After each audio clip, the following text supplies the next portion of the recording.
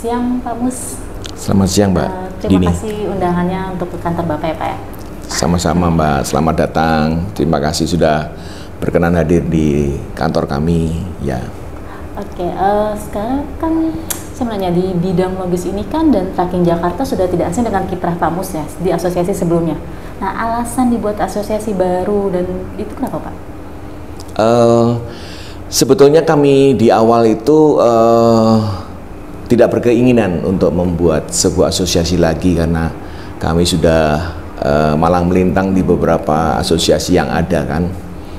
Waktu itu setelah kami tidak berkarya, tidak bersama-sama mengabdi di asosiasi yang lama, teman-teman mantan pengurus kami ini kan memang aktif sekali.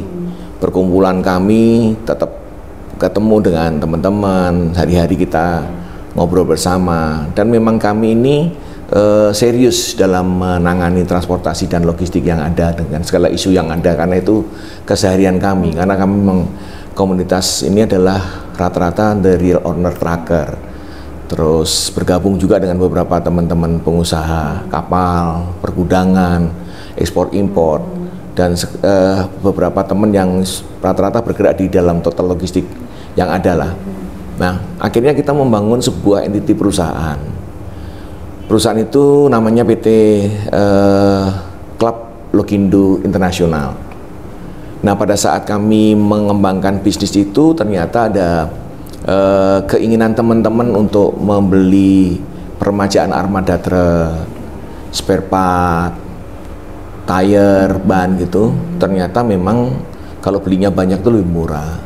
Nah, manakala kita mencoba mengurus izin ekspor impor, angka pengenal impor segala macam, ternyata disarankan beberapa teman-teman di kementerian tuh, kenapa kalian nggak menggabungkan dalam suatu komunitas, entah koperasi, entah perkumpulan, entah asosiasi gitu.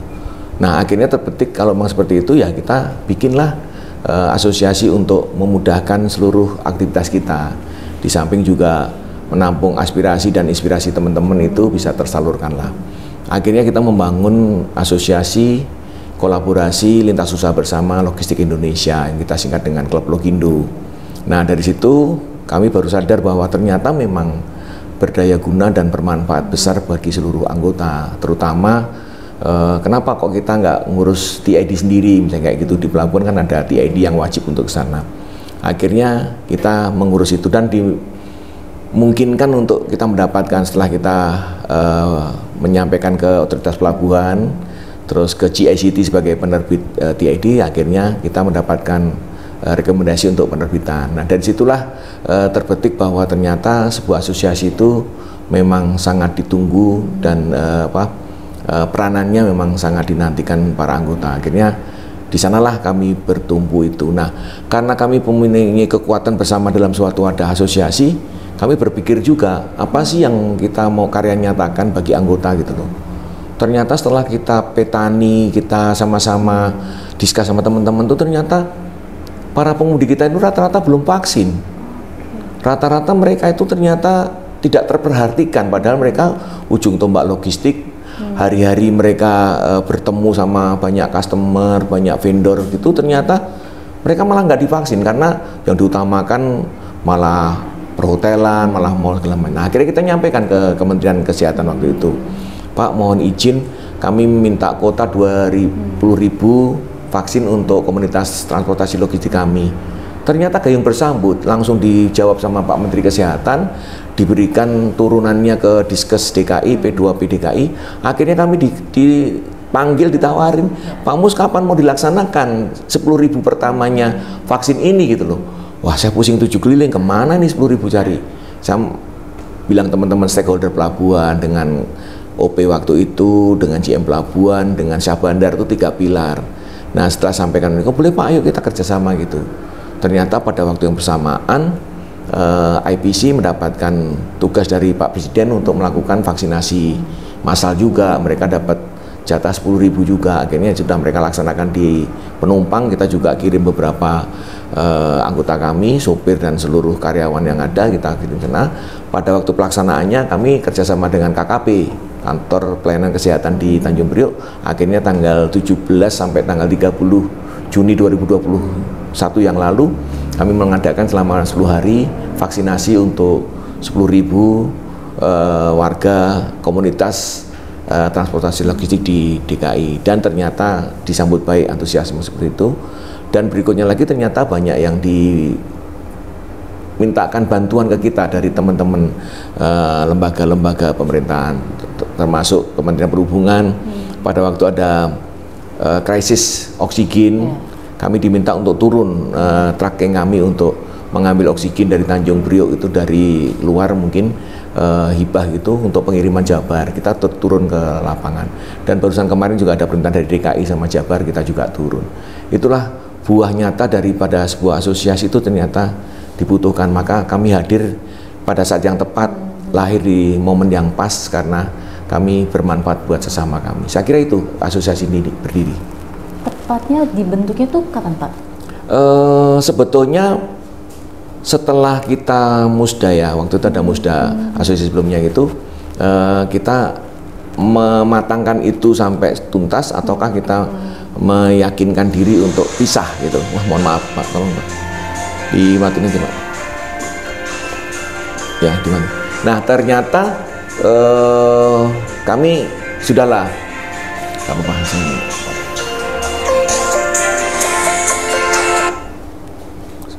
saya matiin dulu ya, sorry. Nah tepat legalnya sih sebetulnya tanggal 16 September 2020 kami legal notariatnya muncul. Jadi ya sekarang baru sekitar 8-9 bulan ya, nanti bulan depan bisa 1 tahun. Itulah kira-kira legal berdirinya kita secara asosiasi. Kalau secara PT kita sudah terbentuk di bulan Juni lah, kira-kira Juni 2020. Dengan Pak Mus, dengan dibuatnya ke Klub Lokindo ini mengubah sikap mengenai isu-isu terkait truk odol atau subsidi solar atau sejenisnya nggak sih Pak? Oh enggak. Kalau dulu kami peranan kami dulu sepertinya hanya sebagai objek yang menunggu keputusan itu menjadi bagian daripada manfaat kami. Tetapi karena kami sekarang berkumpul sebagai sesama real tracker owner, itu berpikirnya berbeda.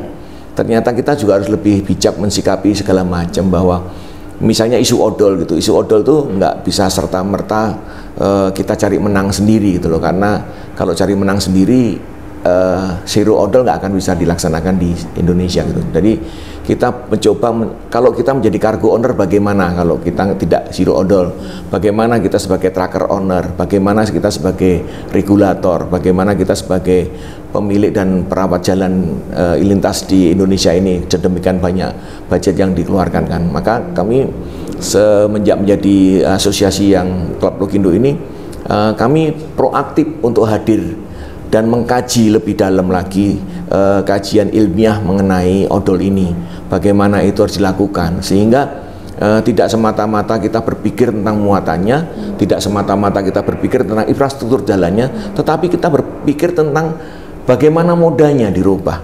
Moda itu harus dibikin sedemikian rupa sehingga kapasitasnya besar, tetapi daya tumpunya ringan sehingga tidak merusak jalan. Nah itulah peranan kami sebagai asosiasi. Kita ngomong tentang odol, itu sudah kita sampaikan, dan kemarin kita waktu dipanggil Pak Dirjen menggaranti enggak untuk kita nanti bekerja seperti itu tetapi tidak melanggar ketentuan regulasi tentang odol. Kami nyatakan kami sanggup untuk lakukan itu. Itu mengenai tentang odol. Nah isu-isu lain mengenai migas misalnya, sebetulnya kami pernah sampaikan bahwa berandai-andai ya, seandainya subsidi bahan bakar solar ini dikurangin atau mungkin dihilangkan, let's say kita ngomong dikurangi saja Rp1.000 per liter, apakah daya beli kami berkurang dan kita tidak mampu? Enggak. Customer kami, tracker owner ini sebetulnya menyesuaikan keputusan pemerintah. Seandainya bahan bakarnya enggak 5.150, let's say menjadi 6.150, 100.000-nya subsidi hilang, nggak ada masalah. Tetapi yang kami sampaikan kepada government adalah bahwa Rp1.000 itu menjadi sebuah stimulus. Kalau waktu itu kuotanya 16 juta kiloliter, berarti kalau Rp1.000 subsidi itu dihilangkan dan menjadi pemasukan kembali APBN, akhirnya ada 16 triliun yang akan di saving oleh negara. Nah, 16 triliun itu kita minta untuk dikembalikan ke kita dalam bentuk stimulus. Stimulus apa? Stimulus peremajaan armada truk. Karena apa? Armada truk DKI ini kita ngomong sudah di atas 20 tahun.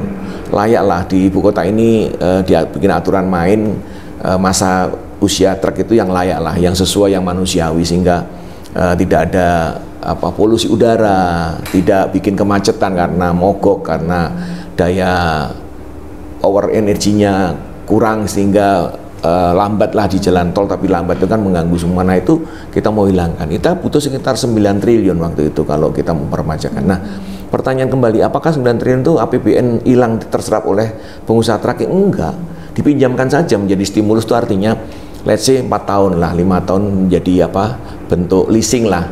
Pada waktu tahun pertama sudah ada, bisa misalnya dari 9 triliun itu misalnya 3 triliun tahun pertama sudah balik, itu nanti ada teman-teman yang lain yang akan seperti itu. 9 triliun selama saya pikir sekitar 10 tahun itu uang kembali, tetapi usia kendaraan di Jakarta ini sudah remaja lah, rata-rata 15 tahun ke bawah lah. Itu yang saya coba berpikir, inilah bedanya kita berpikir sebagai kesetaraan dengan regulator, government dengan pengusaha, dan kita bicara juga dengan cargo owner maupun masyarakat pemakai jalan raya umumnya gitu. Kita berpikir seperti itu, rasanya itu akan sangat manusiawi sekali. Dan mungkin masih banyak lagi stimulus itu bisa nggak hanya untuk peremajaan, misalnya untuk pembangunan garasi kawasan terpadu bersama, sehingga lokasi lahan parkir yang di Jakarta Utara ini bisa dirapikan sehingga kita bisa ada kota satelit untuk khusus. Kalau untuk benefitnya Pak, benefit untuk anggota dan calon member yang ingin gabung ke klub Logindo ini seperti apa Pak? Sebetulnya benefitnya itu saya hanya berkata begini, seandainya seluruh pengusaha truk tanpa terkecuali ya, jangan diwakilkan oleh dia punya layer di bawahnya, misalnya manajer apa yang tidak memiliki decision maker gitu loh. Artinya saya mengharapkan seluruh owner atau orang yang diberikan tanggung jawab menjadi pengampu dan pelaksana harian perusahaan itu bergabung sama kita, rasanya kita akan mendapatkan manfaat bersama. Let's say contohnya misalnya bagaimana kita mengkolaborasikan bisnis logistik ini bersama-sama, misalnya kita ngatur jangan sampai ada jatuh-jatuhan harga, jangan sampai ada yang mematikan satu sama lain customer karena kita istilahnya rusak-rusakan market, saling serobot market, terus hijacking driver gitu kan, karena kita sekarang ini kondisi kan memang supply dan demand itu tidak sepadan, jadi banyak demandnya, permintaan supir banyak banget yang qualified ya, yang certified ya, sedangkan supply driver yang seperti itu tuh langka karena rata-rata otodidak, nggak ada sekolahnya, nggak ada yang mensertifikasi, cari SIM aja, kadang-kadang nembak sana nembak sini, kesian sebetulnya. Nah, itu peranan kita hadir di sana, bagaimana kita nanti membangun sekolah pendidikan untuk driver yang benar-benar profesional, yang kompeten, qualified gitu. Syukur-syukur dari sekolah itu langsung di-link, diterbitkan SIM lah yang sudah integrated dengan itu. Syukur-syukur nanti dibangun satu wadah untuk menjadikan itu SIM internasional. Kenapa? Kalau kita surplus manpower driver, negara lain sudah nanya ke saya nih, Middle East, Luxembourg itu nanyain ada nggak driver-driver Indonesia itu dicari di beberapa negara, tapi saya nggak mau expose ini keluar. Kenapa? Karena takutnya supir kita belum apa-apa udah pergi dulu, semakin kosong semakin kita nanti para pengusaha terkesian di Arab semua karena nggak ada drivernya. Itu yang sangat saya khawatirkan. Manfaatnya sebetulnya itu salah satunya, tapi banyak yang lain yang kita bisa sinergikan selama kita mau bersama-sama duduk berpikir, diskusi terbuka, maunya kalian apa dan mau kita apa, ayo kita sama-sama sampaikan mau kita ini kepada instansi dan regulator yang terkait. Saya kira itu yang perlu. Kalau kan saya lihat ada tujuan, ada 4 ya Pak, tujuan spesifikasi dari klub Logindo ini, bisa dijelaskan? Ya, sebetulnya memang waktu itu kan kita pertama-tama memang mau mengkolaborasikan seluruh potensi yang ada, sehingga kita membangun kekuatan lah, artinya kenapa sih kita bersaing tidak sehat, lebih bagus kan kita bersama-sama bersatu, memikirkan segala macam lah, bikin market baru, service level yang lebih bagus, apalagi tuntutannya kan sudah ada digital platform kan, artinya ke depan itu hukumnya wajib lah semua aktiviti transportasi logistik harus masuk dalam NLE kan, National Logistic Ecosystem itu sudah tidak bisa dipungkirin dan tidak bisa dihindarin, semua harus ke sana. Nah, kita harus mempersiapkan itu. Nah, kami dari awal sudah membangun platform itu.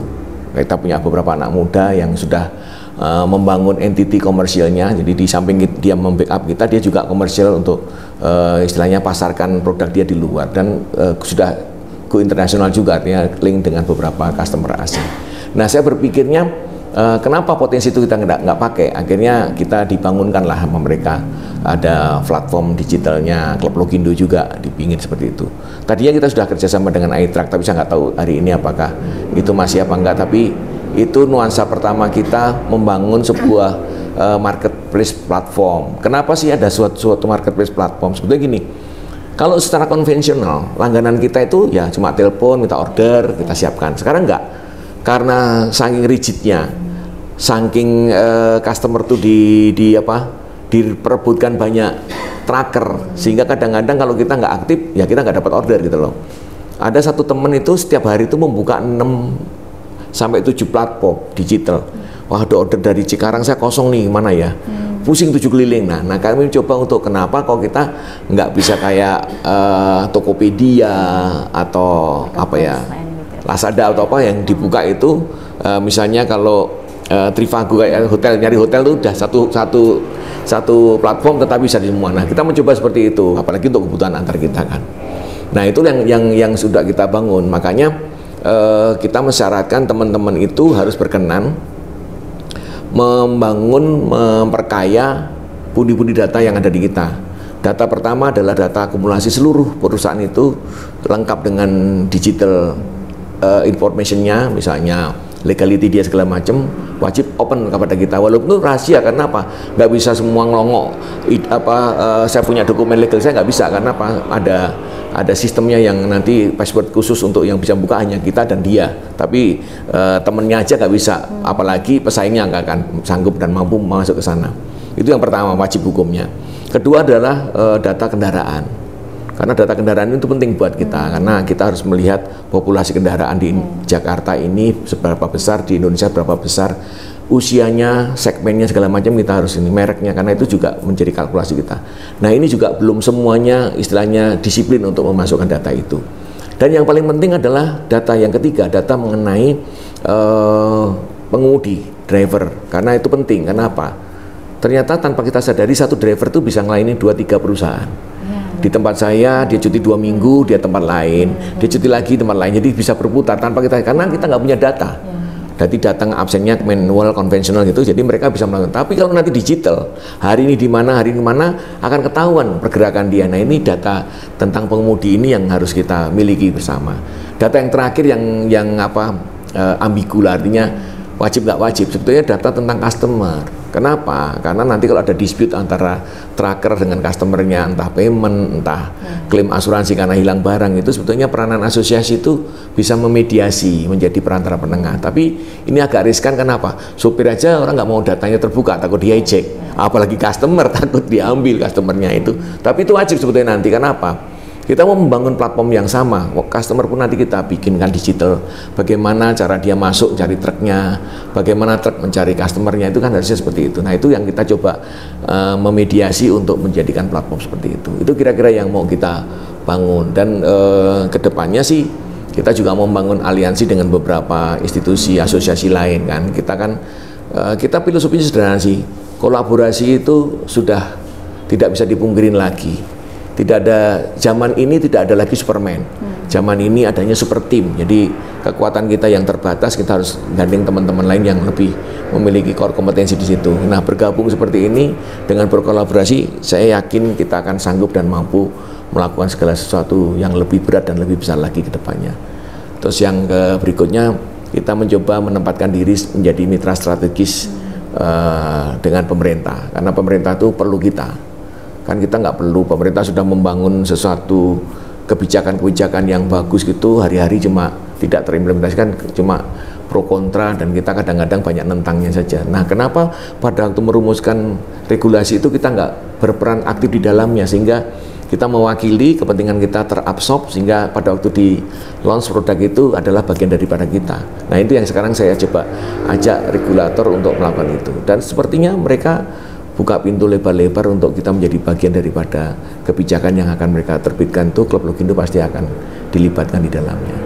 Itu kira-kira, dan mungkin masih banyak lagi yang rasanya akan keluar dan terwujud kalau para pengusaha ini berkenan bergabung bersama kita, sehingga aspirasi dan inspirasi mereka itu bisa tersalurkan dalam satu wadah bersama kita ini. Saya kira itu yang mengesankan tuh menurut saya lebih melek digital ya Pak untuk Klub Logindo ini. Apa sih strategi atau digitalisasi menjadi program yang strategis? Pertimbangannya apa sih Pak? Jadi gini, kalau konvensional dulu itu kenapa asosiasi sering berantem, asosiasi sering konflik internal di dalamnya, pecah, berebutan posisi segala macam, saling kup segala macam, itu karena apa? Mereka memperebutkan sebuah iuran anggota, itu loh, yang bulanannya berapa segala macam. Hari gini sudah tidak masanya lagi seperti itu. Kalau kami inginnya ke depan iuran tuh nol, tanpa iuran. Kenapa? Loh, kenapa harus pakai iuran? Tadi kan ditanyakan sama Mbak Dini, apa sih manfaatnya anggota bergabung di satu asosiasi? Pertanyaan saya, kalau saya jadi perusahaannya, saya mau bergabung terus bayar iuran. Loh, kamu aja nggak ngasih manfaat kok saya suruh bayar kamu kasih manfaatnya dulu baru kita bayar, kan begitu. Nah, kedepannya dengan digital sebetulnya tanpa disadari oleh siapapun, oleh pemilik data, oleh pemilik aktivitas, sebetulnya sudah jadi uang gitu loh. Ya, atau pergerakan, walaupun memang lebih kecil daripada yang kita dapatkan dalam bentuk iuran, tetapi kalau kecil volumenya banyak, aktivitinya cepat dan kencang, rasanya sih akan menyelesaikan seluruh iuran yang ada tadi. Jadi saya pikir, dan begini, kenapa kok saya berpikirkan, kenapa ada hukum take and give nih?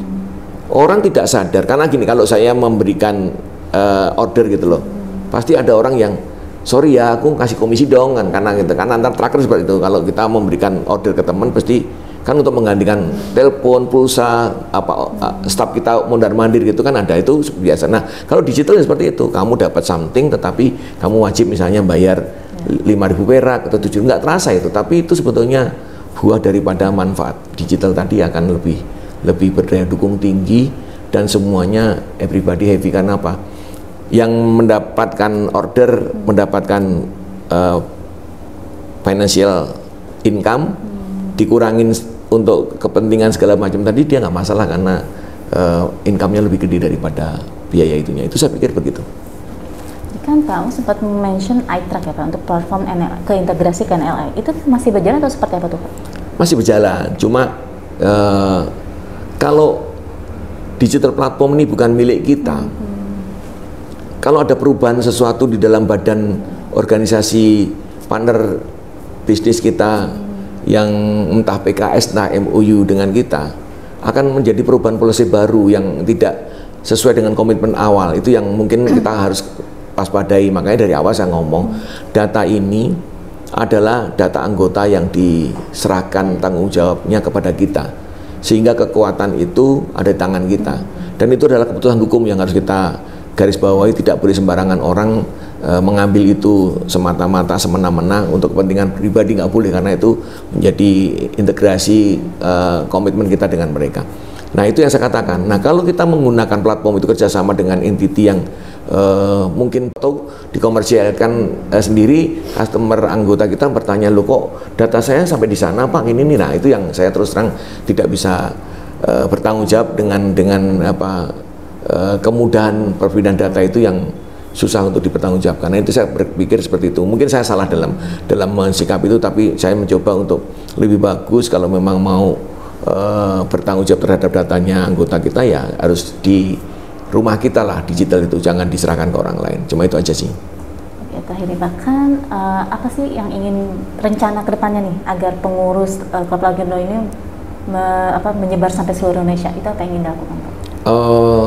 Satu hal memang sekarang ini kan pandemi ya, terkendala lah, jadi kita mau melakukan seremoni, mau melakukan kunjungan, mencari siapa calon untuk partner kita, membangun bersama, menjadi wakil kita di seluruh provinsi yang ada di Indonesia. Ini terkendala situasi pandemi ini sehingga tidak dimungkinkan untuk offline kan. Nah sekarang ini mungkin dengan online kita berhubungan segala macam, itu ternyata lebih cepat dan lebih baik kita berkomunikasi. Ya mungkin nggak tepat apa istilahnya, nggak fit and proper testnya nggak ketemu seperti ini, tapi ya kita kan punya beberapa teman yang menjamin, menggaranti teman ini gini-gini. Rasanya sih 34 provinsi sih akan segera bisa dibangun dengan skala seperti ini. Karena apa? Tadi saya bilang, saya udah kolaborasi. Jadi kolaborasi itu saya bergabung dengan beberapa teman-teman asosiasi lain.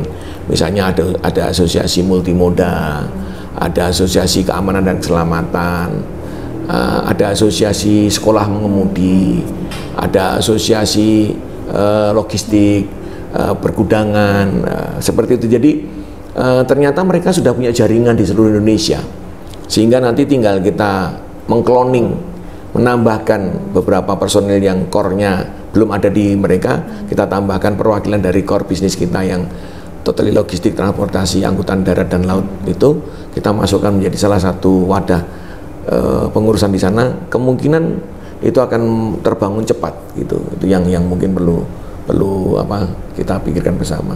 Ya moga-moga sebelum akhir tahun ini minimal beberapa cabang pelabuhan utama kita sudah bisa bangun. Tahun depan 34 provinsi rasanya akan segera terbangun gitu. Itu yang menjadi planning kita gitu. Oke, siap deh. Terima kasih Pak untuk waktunya Pak. Ya, jadi kita sebetulnya punya rencana jangka pendek, rencana jangka panjang, dan rencana jangka pendek, rencana jangka menengah, dan rencana jangka panjang. Rencana jangka pendek kita ini sebetulnya adalah di samping mengkonsolidasi kepengurusan internal kita yang memang dilengkapi, ada beberapa kemarin yang meninggal karena kena COVID, jadi kita harus PAW kan, penggantian antar waktu, ngelengkapin, dan ternyata ada beberapa pos kebutuhan yang kita belum punya. Kita mau tambahkan pasangan lagi, dan semua posisi pengurus itu sudah terwakili dari seluruh pengusahaan yang ada. Jangka pendek ini sebetulnya yang harus kita waspadai adalah mengenai Perda 1 2015. RDTR namanya, Rencana Detail Tata Ruang mengenai zonasi. Jadi 2023 itu diharapkan seluruh pool depo kontainer di Jakarta Utara itu sudah harus bersih, tidak ada lagi karena di Pegangsaan 2 mengganggu, Tugu mengganggu, logistik mengganggu, Tugu Semperna. Harus dipikirkan lokasi lahan yang baru. Nah ini coba kita mau cari satelit areanya, kerjasama dengan beberapa instansi dan institusi terkait lainnya untuk kita lakukan seperti itu. Rasanya sih moga-moga bisa. Nah kalau jangka pendeknya 1 tahun ini belum tercapai, kita masuk ke dalam fase jangka menengah 3 tahun ke depan. Jadi mencari investor segala macam, infrastruktur paling enggak 3 tahun untuk bangun lahan itu jadi. Nah jangka panjangnya kita sudah komersial, artinya kita pasarkan ke teman-teman yang sudah daftar segala macam gitu. Nanti sistemnya beli tunai, kredit jangka panjang, kita nanti minta UMKM atau minta bantuan dari kementerian terkait bahwa dibikin seperti KPR, tetapi KPL lah, kredit pemilikan lahan lah, nanti seperti itu jangka panjang. Terus yang paling penting lagi, kita juga mau membangun yang namanya sekolah pengemudi. Itu penting, karena apa? Karena tadi kan supply demand kan short. Kalau kita paksakan seperti ini, pertumbuhan truknya naik tapi tidak diimbangi dengan pertumbuhan SDM pengemudinya yang memadai dengan kualifikasi yang memadai, rasanya pasti tingkat kecelakaan akan tinggi, faktor keamanan dan keselamatan akan sangat rawan. Makanya kita sebagai pengusaha melepaskan armada kita harus memiliki keyakinan bahwa driver yang kita lepas itu certified. Nah makanya kita harus ada sekolahnya. Setelah sekolah harus sertifikasi. Setelah sertifikasi syukur-syukur mendapatkan SIM lokal Indonesia dan SIM internasional tadi. Itu yang paling penting. Terus kami juga rencana mau bikin kir swasta kalau nanti berkenan ya. Kemarin sudah saya sampaikan ke Pak Dijen, menyambut baik dan mendukung penuh tentang kir swasta ini. Karena apa? Karena kita mau men-trigger teman-teman kir pemerintah ini merubah tata kelola, cara melakukan kirnya dan kualifikasi kirnya lah. Bukan saya mengecilkan arti mereka ya, mereka karena kadang-kadang keterbatasan manpower, keterbatasan kuota, sehingga kami kadang-kadang tidak pas waktunya untuk kir, jadi delay, nunggu sehingga mobil kami jalan tanpa kir. Itu karena kaitan dengan capacity. Nah kita mau membangun Moga-moga teman-teman yang tidak kir itu mau kir lah dengan kita nanti punya kir swasta. Itu yang menjadi mimpi kita bersama. Di samping itu ya kedepannya moga-moga jangka menengah itu kita mampu menggandeng aliansi asosiasi seluruh ASEAN lah, ASEAN terus baru Asia, karena kita tuh ada yang lintas batas kan, misalnya Malaysia dengan Kalimantan itu kita harus pikirkan.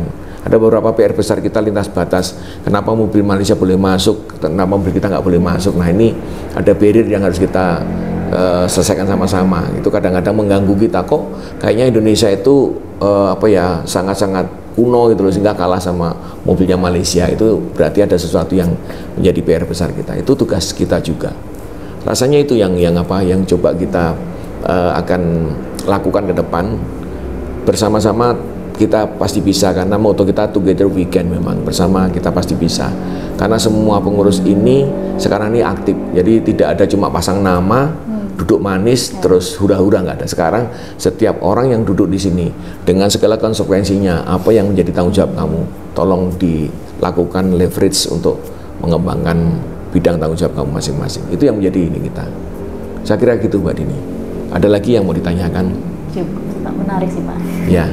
Moga-moga nanti kalau ada event lain teman-teman bisa lebih ini ya, karena kami lengkap, kami ada sekjen kami itu spesialisnya PLB, bendara kami spesialnya AT.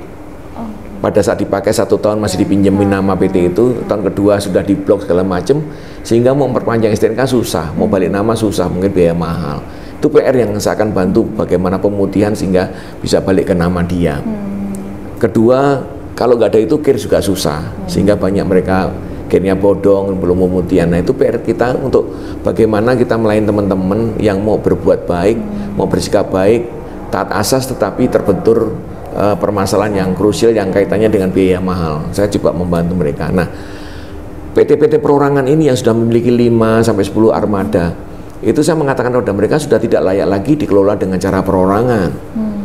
Mereka kadang-kadang naik menjadi CP, ya nggak apa-apa sih CP, boleh sih. Tetapi CP itu tanggung jawabnya sampai seluruh harta benda pribadi harus diagunkan loh, kalau ada apa-apa itu sebetulnya mereka nggak tahu aja. Nah, kalau sudah menjadi seperti itu, kenapa nggak berbadan hukum sebuah PT gitu loh, perseroan terbatas. Nah, saya mencoba membantu mereka untuk menjadikan dirinya dari sebuah kepompong Kopaba itu menjadi kupu-kupunya sebuah PT gitu lah. Terbangunlah mereka nanti PT. Nah, kalau sudah menjadi PT, welcome lah. Join the club lah, klub Logindo, dia join di sana. Nah, teman-teman join Logindo ini apakah cuma selesai di situ? Enggak. Karena saya melihat teman-teman ini potensi besar untuk lebih mengembangkan dirinya menjadi kupu-kupu yang lebih gede dan lebih indah lagi. Jadi tetap walaupun jadi klub Logindo, mereka menjadi kepompong besar kalau tidak merubah dirinya. Nah, kupu-kupunya gimana menjadi kupu-kupu, metamorfosis menjadi kupu-kupu? Saya mengatakan, kamu punya kapal, kamu punya truk juga, sudah 2 moda kamu kuasain. Kamu bisa kerjasama dengan kereta api, kamu bisa kerjasama dengan kapal udara. Kenapa nggak jadi multimoda, perusahaan multimoda? Nah, perusahaan multimoda ini harus merubah dirinya menjadi buang, badan usaha angkutan multimoda. Penyertaan modalnya minimal 15 M, nah itu naiklah. Jadi itulah menjadi pilarnya, naikkanlah kapasiti kamu, modal kamu jadi 15 M, jadilah badan usaha angkutan multimoda. Maka mereka merendengannya adalah BUMN-BUMN yang ada, bersama-sama dengan mereka masuklah dalam entitinya badan usaha angkutan multimoda. Nah itulah pergerakan dari perorangan tadi, koperasi menjadi PT di klub Logindo, nantinya menjadi badan usaha angkutan multimoda. Nah inilah, nah kalau teman-teman seperti itu, kenapa kita takut dengan orang asing datang kemari dengan segala fasilitinya? Teman-teman sudah kuat kok, punya gudang sendiri, punya kapal sendiri, punya truk sendiri, nggak usah takut. Yang penting kita tetap kolaborasi, konsolidasi, sehingga nanti kalau ada raksasa besar datang ngajak kita lah, bukan mereka saingan dan menjadi pemain yang kita jadi penonton di rumah sendiri, kita nggak mau. Seperti itu kira-kira.